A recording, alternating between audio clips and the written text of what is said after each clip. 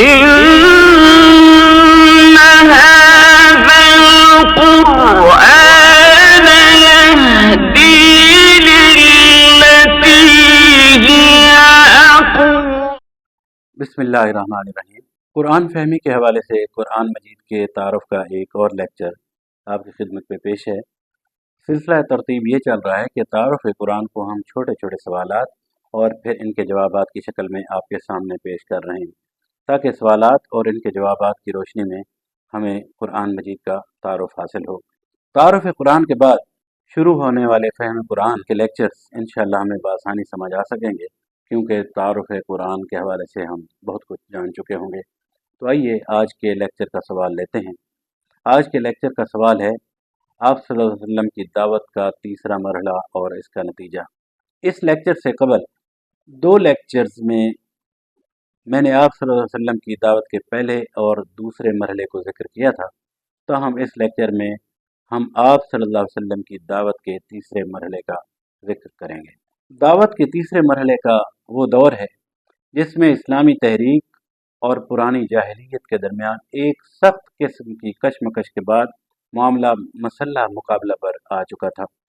یہ وہ دور تھا جس میں تحریک اسلامی مکہ کی سرزمین سے نکل کر کے مدینہ کی سرزمین کو اپنا مسکن بنا چکی تھی۔ اس سے قبل شدید قسم کی کشمکش کا یہ سلسلہ دعوت کے حوالے سے پہلے دو ادوار میں یعنی تقریباً 13 سال تک چلتا رہا، جس میں جاہلی نظام اپنی پوری قوت سے تحریک اسلامی، اس کے ممبران اور خود قائد تحریک صلی اللہ علیہ وسلم کو نعوذ باللہ ختم کرنے پر آمادہ ہو چکا تھا، کیونکہ شرک و کفر پر یہ ظاہر ہو چکا تھا کہ اگر اس تحریک کو نہ کچلا گیا تو پھر جاہلیت کے نظام کو کچلے جانے سے کوئی روک نہیں پائے گا۔ عرب جاہلیت کی پیشوائی اور اس کے نظام کو ہر صورت بچانے کی تدبیریں زیر غور تھیں۔ ان تدبیروں کا نتیجہ تحریک اسلامی اور اس کے علمبرداران کو سطح ہستی سے مٹانے کے علاوہ کوئی دوسرا راستہ ان کو دکھائی نہیں دے رہا تھا۔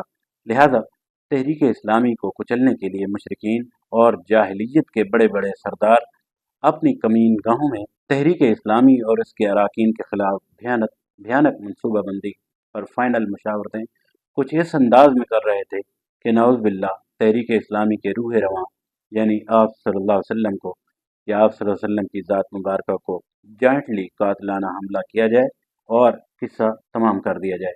دوسری طرف آپ صلی اللہ علیہ وسلم کو مدینہ کی طرف ہجرت کرنے کا حکم ہوا۔ مدینہ کی فضا مکہ میں بیعت عقبہ اولیٰ اور بیعت عقبہ ثانیہ کے مرہون ملت سازگار ماحول دے چکی تھی۔ حکم خداوندی کی بنیاد پر تحریک اسلامی کے تمام پیروکار پورے عرب سے سمٹ کر مدینہ کی طرف ہجرت کر کے مدینہ پہنچ گئے۔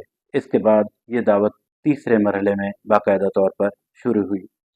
آپ صلی اللہ علیہ وسلم کی دعوت کے اس تیسرے مرحلے میں حالات کا نقشہ بالکل بدل گیا۔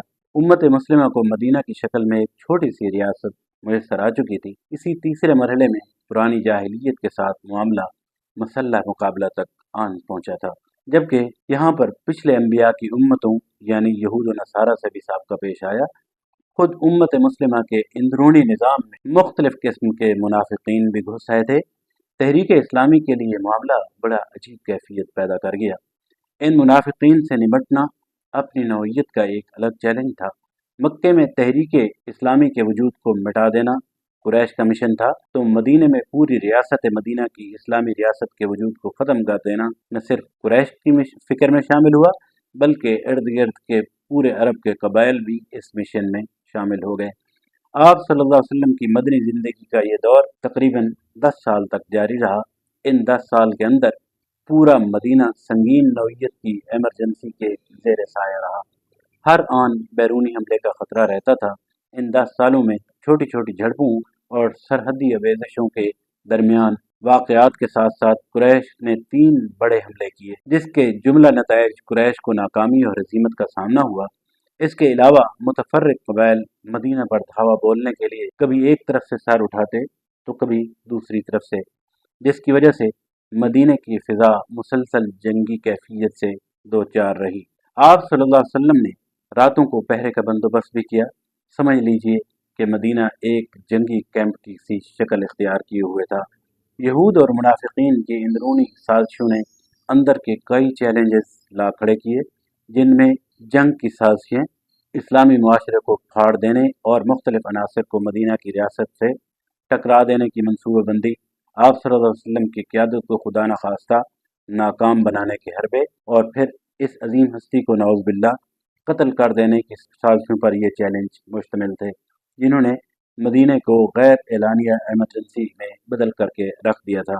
اس کشمکش کی حالت میں آپ صلی اللہ علیہ وسلم کی دعوت کا تیسرا مرحلہ تقریباً 10 سال تک جاری رہا، اور اس 10 سالہ کشمکش سے گزر کر آخرکار یہ تحریک کامیابی کی اس منزل کو پہنچی کہ سارا عرب اس کے زیر نگیں ہو گیا، اور پھر عالمگیر دعوت و اصلاح کے دروازے بھی اس کے ساتھ کھل گئے۔ اس طرح دعوت کے تیسرے مرحلے کی مختلف منزلیں تھیں، اور ہر منزل میں تحریک اسلامی کو اٹھان دینے کے لیے فکری سوچ اور ضرورتوں کی نوعیت کا انداز بھی پہلی ضرورتوں سے مختلف ہوتا چلا گیا، تاہم ان ضرورتوں کے مطابق اللہ تعالیٰ کی طرف سے نزول قرآن بھی ہوتا رہا۔ اس 10 سالہ ایمرجنسی، کشمکش اور بالآخر مسلح دفاع اور جد و جہد کا آخری نتیجہ یہ نکلا کہ تحریک اسلامی پورے عرب پر اپنی داغ بٹھانے اور عرب کو اپنے زیر نگین کرنے میں کامیاب ہو گئی۔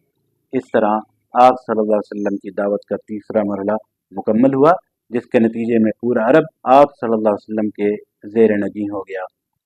یہ ہے آج کے لیکچر کے حوالے سے بحث، جس میں ہم نے آپ صلی اللہ علیہ وسلم کی دعوت کا تیسرا مرحلہ اس کے نتیجے کا ذکر کیا ہے۔ الحمدللہ آج کا لیکچر مکمل ہوا۔ اس کے بعد نیکسٹ لیکچر میں تعارف قرآن کے حوالے سے کچھ مزید عرض کریں گے۔ میں اپنے اس پلیٹ فارم سے آپ کو دعوت دیتا ہوں کہ مطالعہ قرآن کی طرف آئیں ہیں، قرآن مجید کو اپنے گھر، اپنے تجارتی مراکز پر از خود مطالعہ کریں۔ یہ زندگیاں بدل دینے والا کلام ہے، لیکن ہمارا المیہ یہ ہے کہ کبھی ہمیں یہ سننے کو ملتا ہے کہ قرآن مجید کو پڑھنا اور سمجھنا عام آدمی کے بس کا کام نہیں۔ بڑی غلط بات ہے، کیونکہ یہ رب کا کلام ہے جس کا موضوع ہی انسان ہے، اور اللہ تعالیٰ نے یہ کلام انسانی مزاج کے عین مطابق نازل کیا ہے، لہٰذا اس کو سمجھنا بھی بہت آسان ہے، لیکن شرط یہ ہے کہ ہمیں اس کو سمجھنے کے لیے پختہ عزم اور عمل کی ضرورت ہے۔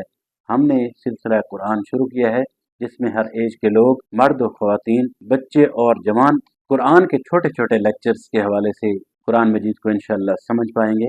تو پھر آئیے قرآن فہمی کی بنیاد پر اس تحریک کو اور اللہ کے دین کے غلبے کی عملی جد و جہد میں شامل ہوں، لیکن شرط یہ ہے کہ قرآن مجید کو سمجھنے کے مشن کی بنیاد پر اللہ تعالی ہمارے اس مشن میں ہمارا حامی اور ناصر ہو۔ والسلام علیکم ورحمۃ اللہ۔